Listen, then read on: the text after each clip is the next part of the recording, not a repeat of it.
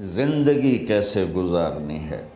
میرے نبی کی زندگی کا دوسرا رخ کہ بطور انسان زندگی کیسے گزارنی ہے، مرد عورت ہے، زندگی کیسے گزارنی ہے۔ پہلا رشتہ جو قائم ہوا دنیا میں وہ ہے خامد اور بیوی، حضرت آدم اور حوا کا نکاح ہوا۔ اللہ تعالیٰ نے عورت کو کمزور بنایا تو پہلے دن سے اس کو عزت اور احترام دیا تاکہ ساری زندگی اس کمزوری سے ناجائز فائدہ نہ اٹھایا جائے بلکہ اس کو عزت دی جائے۔ کہ آدم علیہ السلام کے لیے مٹی اکٹھی کی، پانی ڈالا، گوندھا اور ایک اسٹیچو بنایا اور ڈال دیا۔ جب وہ خشک ہوا اس میں روح ڈالی اور پھر وہ ننگے بدن تھے، پھر ان کو جنت کے کپڑے پہنائے اور جنت میں ڈال دیا۔ اس کائنات کا حسن بھی عورت سے ہے اور جنت کا حسن بھی عورت سے ہے۔ حضرت آدم علیہ السلام جنت میں، لیکن بابے جی دا دل ہی نہیں لگتا، کلے کلے ہی ٹرے پھر دیں۔ اب اللہ نے عورت کو بنانے کا ارادہ کیا تو اللہ ایک ڈھیر مٹی کا اکٹھا کر کے عورت کے لیے بھی بنا دیتا اور اس کا اسٹیچو بنا دیتا اور اس کو خشک ہونے دیتا، پھر اس میں روح ڈالتا، پھر اس کو کپڑے پہناتا۔ آپ حیران ہوں گے، سبحان اللہ، اللہ نے ایسا نہیں کیا۔ آدم علیہ السلام سوئے، آنکھ کھلی تو دیکھا ایک خوبصورت حسین عورت۔ یہ بات اکثر لوگوں کو معلوم ہوگی کہ یوسف علیہ السلام دنیا کے حسین ترین انسان تھے، اور یہ بات شاید کسی کو معلوم نہیں ہوگی کہ دنیا کی سب سے حسین خوبصورت عورت حضرت حوا ہے۔ حوا جن پر بڑھاپا آیا ہی نہیں، 1000 سال کے قریب زندگی گزاری، بڑھاپا نہیں آیا۔ حضرت آدم اور حوا قریب قریب عمر تھی۔ حضرت آدم کی عمر تو کتابوں میں مل جاتی ہے 1000 برس، لیکن حضرت حوا کی عمر کتنی تھی یہ کہیں پڑھنے کو ملا نہیں، اس لیے میں اندازہ کرتا ہوں کہ قریب قریب ہوگی۔ بڑھاپا نہیں آیا، بیماری نہیں آئی۔ اور حضرت حوا کو مینسز بھی نہیں آتے تھے۔ یہ عجیب بات آپ کو بتاؤں، اللہ نے اتنا جنت کا ان کے اندر نمونہ رکھا۔ تو جب حضرت آدم کی آنکھ کھلی تو دیکھا ایک حسن کا پیکر، انہوں نے جنت ہی بھول گئی۔ کہنے لگے یا اللہ ہن دل ٹھریا جا کے، یا اللہ کون ہے؟ کہ تیری بیگم۔ کہ واہ جی واہ، موجاں ہی موجاں۔ تو اللہ تعالیٰ نے نکاح پڑھایا۔ سبحان اللہ، اپنے نبی کی شان دوبارہ سنو۔ تو اللہ نے کہا آدم اپنی بیگم کا مہر ادا کرو۔ تو وہ پوچھنے لگے کیا مہر ہے؟ دیکھو ایک بات سنو، مہر کسی کی بیٹی کی قیمت نہیں ہوتی۔ $1 ہو یا $1 ٹریلین ہو، بیٹی کی کوئی قیمت نہیں ہوتی۔ یہ ایک نشان ہے کہ اس بچی پر اب یہ جو خامد ہے وہ موت تک خرچہ اس کے ذمہ ہے، بیوی کے ذمہ خرچہ نہیں ہے۔ خامد کما کے لائے گا اور اپنی بیگم کو کھلائے گا، اور بیوی گھر کی ذمہ داری نبھائے گی۔ تو خیر وہ الگ بات چلی جائے گی۔ اللہ تعالیٰ نے کہا کہ مہر ادا کرو۔ کہا جی کیا مہر ہے؟ تو میرے اللہ نے کہا تیری نسل میں میرا آخری نبی آئے گا، اس پہ ایک دفعہ درود پڑھ دے، یہ مہر ہے۔ اچھا، شروع دن سے ہے کہ میں نے قبول کیا۔ قبول کیا کا مطلب ہے کہ میں اس لڑکی کو قبول کر رہا ہوں، اس کی کمیوں کے ساتھ بھی خوبیوں کے ساتھ بھی۔ اور جب لڑکی کہتی ہے سائن کرنا قبول کیا ہے، یا زبان سے کہے قبول کیا ہے، تو یہ اس بات کی گارنٹی ہے کہ میں نے اپنے اس لڑکے کو خامد ہونے کے طور پہ قبول کیا، اس کی کمیوں کے ساتھ بھی، اس کی خوبیوں کے ساتھ بھی۔ اور جو ہی شادی ہو کر ڈولی سسرال کے گھر جاتی ہے تو ٹیسٹ شروع ہو جاتا ہے، کی کر دیے، باندھی کے میں، اٹھیں دی کے میں، بول دی کے میں۔ اور اس میں بہت زیادہ نیگیٹو کردار ہے سسرال کا، کئی لڑکیوں کا، چونکہ ہم نے اپنے نبی کی زندگی نہیں قبول کیا۔ یہ واجب ہے کہنا قبول کیا، کہ جس میں پیغام ہے کہ اب میں اس کی میں کوئی کمی ہے وہ بھی قبول کروں گی، کوئی خوبی ہے تو سر ماتھے پر، اور لڑکا کہتا ہے کہ میں اسے قبول کرتا ہوں، اس کی خوبیوں کے ساتھ بھی کمیوں کے ساتھ بھی۔ یہ بات یاد رکھنا، پرفیکشن کبھی تلاش نہ کرنا، پرفیکشن کبھی تلاش نہ کرنا۔ اللہ نے 100 نمبر نہیں مانگے، 51، ایک نمبر اوپر ہو گیا۔ گناہ تمہارے 50 ہیں اور نیکی تمہاری 51 ہے، تو اس ایک پر ہم تمہیں جنت میں ڈال دیں۔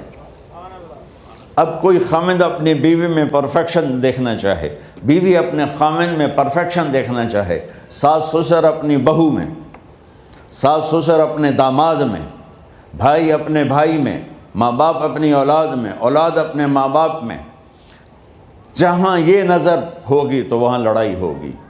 کمیوں کے ساتھ قبول کرو۔ قبول کا لفظ اتنا واجب ہے، تو ڈر تو پھر بہ گئی تھی نا۔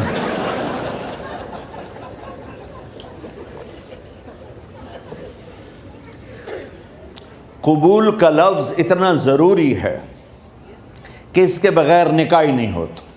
میں یہ کئی جگہ لطیفہ سنا چکا ہوں، اور واقعی قصہ بھی ہے، ایسے لطیفہ نہیں ہے۔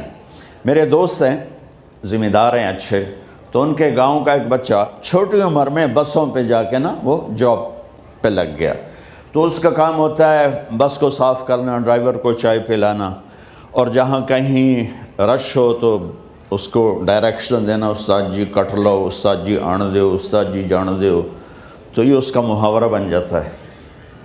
اب اس کا نکاح ہوا تو مولانا صاحب نے کہا بھائی عبد الرحمن، میں فرضی نام لے رہا ہوں، نام مجھے اس کا یاد نہیں، عبد الرحمن زینب بنت اسلم نو تیرے نکاح دیتا 500 مہر تو قبول کیتا؟ تھوڑی دیر سوچ کے کہندا جی آن دیو۔ اس نے ساری زندگی آن دیو ہی سیکھا تھا، تو اس کے بھائی نے اس کو کوئی نہیں ماری، تو کہنے لگا جی جان دیو۔ مولانا صاحب نے کہا آن دیو جان دیو نال کم نہیں بننا، تو آگے میں قبول کیتا۔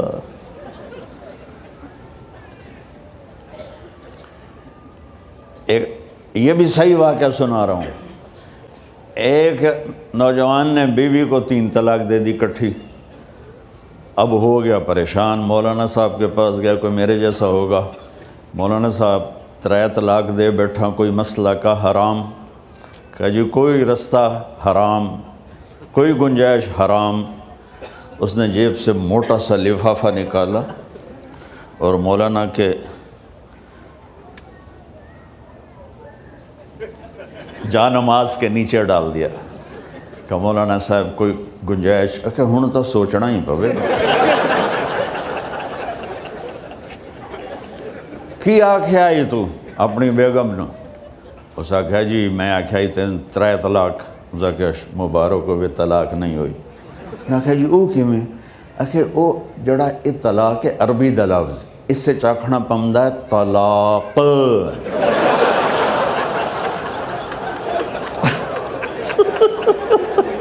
یہ آپ کو صحیح واقعہ سنا رہا ہوں۔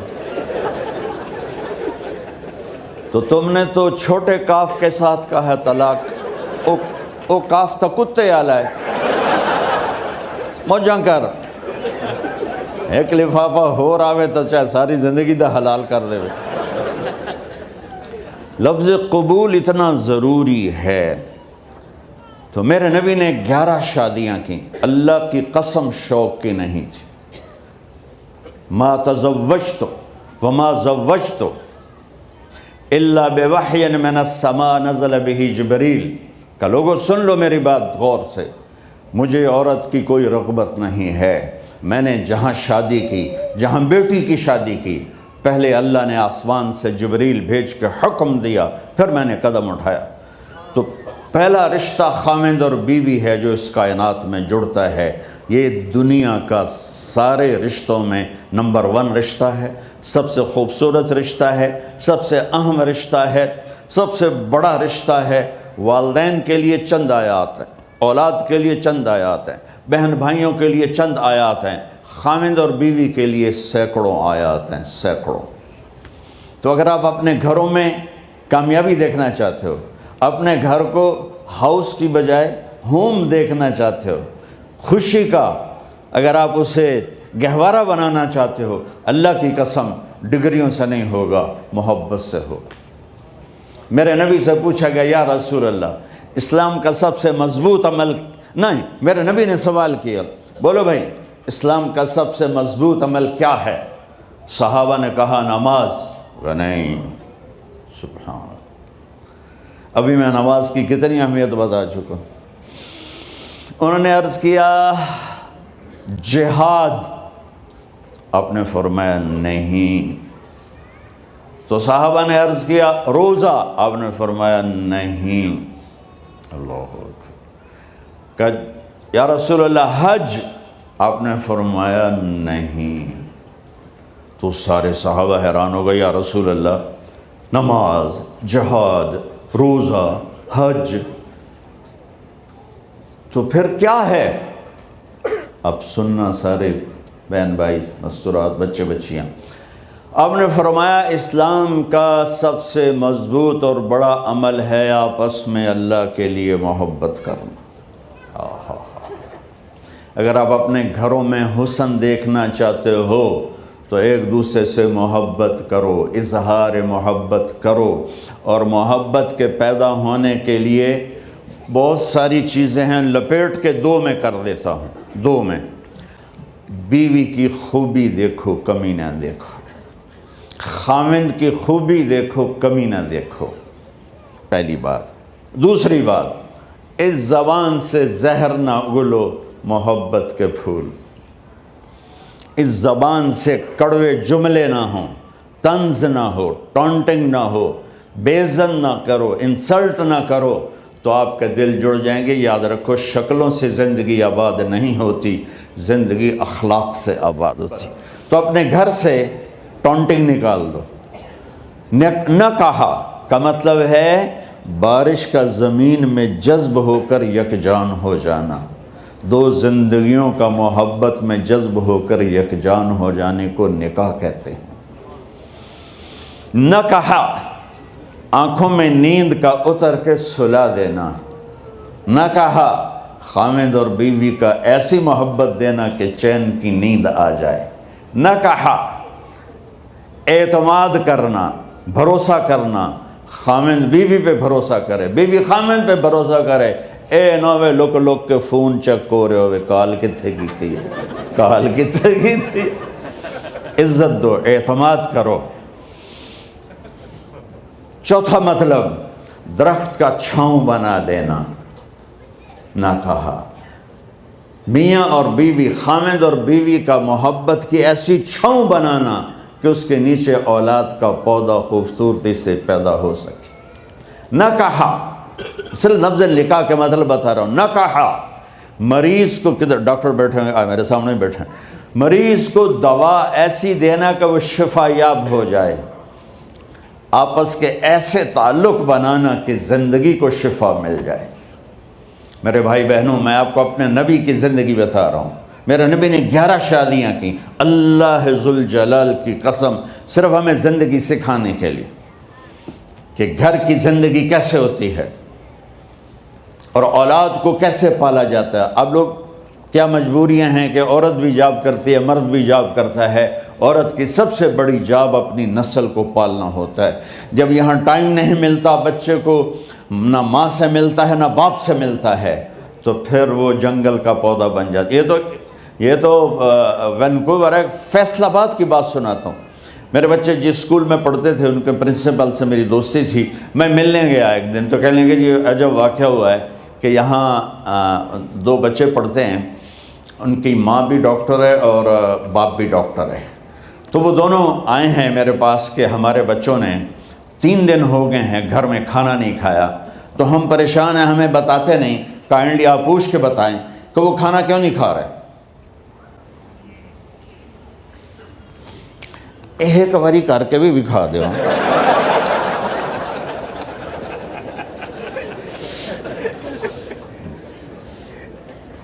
ہمارا دین اتنا خشک نہیں، ہمارے مولوی صاحبان نے زیادہ خشک بنا دیا. تو انہوں نے دونوں بچوں کو بلایا. سننا، سارے فیملیز بیٹھے ہو جہاں میں فیملی کی زندگی کو فوکس کر کے نبی سے جوڑ کے بتا رہا ہوں، طارق جمیل کے تجربے نہیں بتا رہا. دونوں بچوں کو بلایا. بیٹا آپ کھانے کو نہیں کھا رہے؟ کہا جی ہم اپنے ممی اور بابا کے سامنے نہیں بتائیں گے. تو انہوں نے دونوں کو باہر بٹھا دیا. پھر پوچھا اب بتاؤ کیا مسئلہ ہے؟ ان کا سر ہم صبح جب ناشتہ کرتے ہیں تو ہمارے ممی ڈیڈی سو رہے ہوتے ہیں، ہماری ان سے ملاقات نہیں ہوتی. جب ہم اسکول سے واپس آتے ہیں تو ممی ڈیڈی اپنے میڈیکل کالج میں ہوتے ہیں، ہاسپٹل میں ہوتے ہیں، تو ہمیں ان کو دیکھنے کا موقع نہیں ملتا. شام کو جب ہم کھانا کھاتے ہیں تو یہ دونوں اپنے پرائیویٹ کلینک میں ہوتے ہیں، تو ہم ان کو دیکھ نہیں پاتے. پورا ہفتہ گزر جاتا ہے، ہمیں ماں باپ کی شکل نظر نہیں آتی. تو ہم نے اسٹرائک کی ہے کہ ایسے ماں باپ کی روٹی کیا کھانی جو اپنی شکل بھی نہ دکھا سکیں. تو اس لیے ہم نے کہا ہم نے بائیکاٹ کیا ہے، گھر میں نہیں کھانا ہے. تو ایسی لائف مت بناؤ. یہاں ایک بہت بڑا چکر شیطان دیتا ہے، بڑی گاڑی لے لو، $100 کی قسط تو ہے، اور بڑا گھر لے لو، $200 یا $100 کی قسط تو ہے. پھر میاں بھی کام کرے، بیوی بھی کام کرے، جو کہ بڑا گھر باقی رہے، تو خوشیاں تو مٹ گئیں. جو ڈبل جاب کرے گا، پھر ڈبل جاب کرتے ہیں. ڈبل جاب کرنے والا بیچارہ تھکا ہوا ذہن لے کے آتا ہے، وہ کیسے ٹائم دے گا اپنے بچوں کو خوشی کے ساتھ؟ جو ماں جاب کر کے آئے گی پھر کھانا پکائے گی، وہ جب اتنی تھک جائے گی تو اپنے بچوں کو کھلا ٹائم کیسے دے سکے گی؟ پوری کائنات کی ذمہ داری تھی میرے نبی کے سر پر، اور آپ اس کے باوجود روزانہ حسن حسین کے لیے وقت نکالتے تھے. اور انہوں کو آ کر کوئی لیکچر نہیں. دیکھو ماں باپ سے ایک بات کرتا ہوں، لیکچر تھوڑا دو، محبت زیادہ کرو.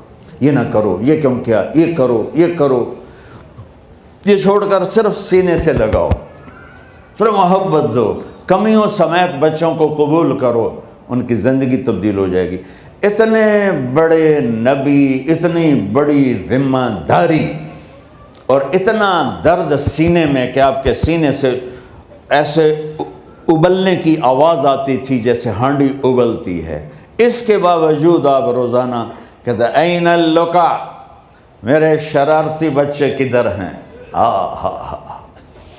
تو وہ بھاگے بھاگے آتے. دیکھو میں فزیکل کر کے بتاؤں گا تاکہ آپ کو پتہ چلے زندگی کیسے گزاری. کہ میرے شرارتی بچے کدھر ہیں؟ 7 بر اعظم کی ذمہ داری ہے. وہ تھوڑی چھوٹیاں جابن تو تسی کہتے ہو بزی بڑے ہیں.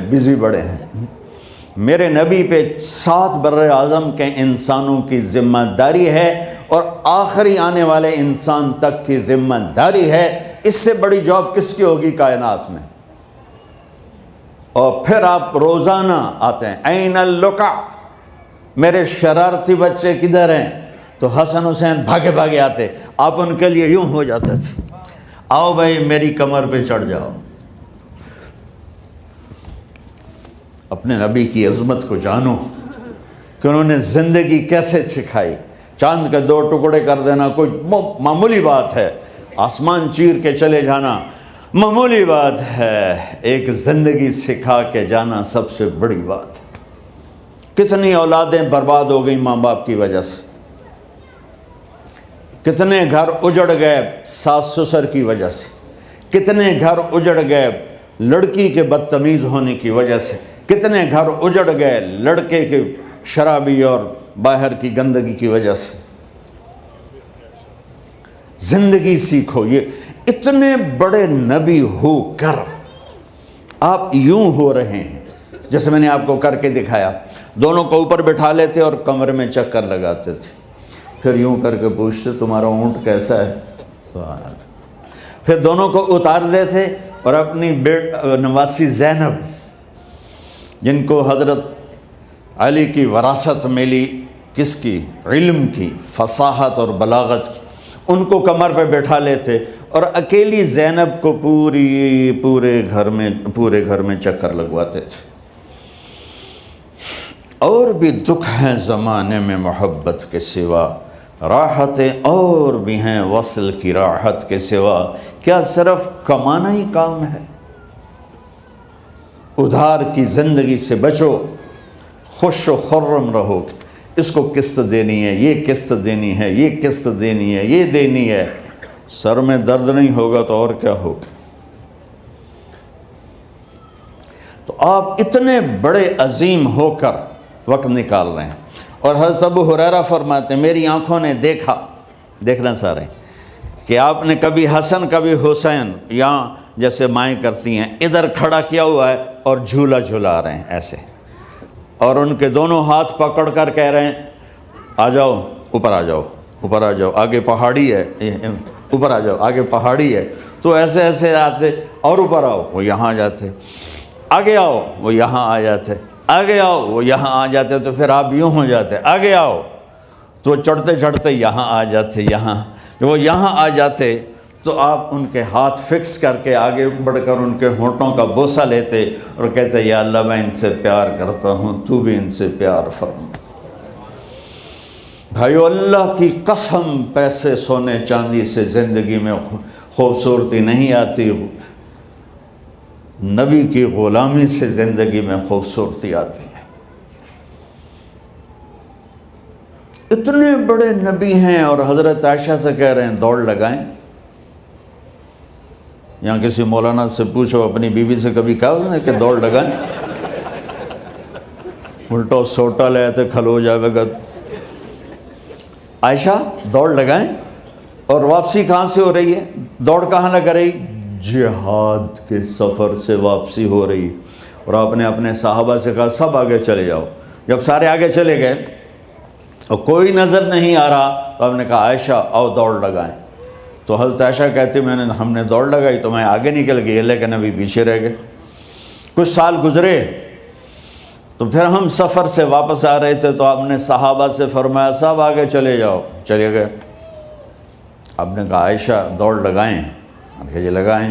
کون دنوں میں ذرا موٹی ہو گئی تھی، تو پھر اللہ کے نبی آگے نکل گئے، میں پیچھے رہ گئی، تو آپ نے کہا عائشہ ہاذہ بتلک، آج تو اور میں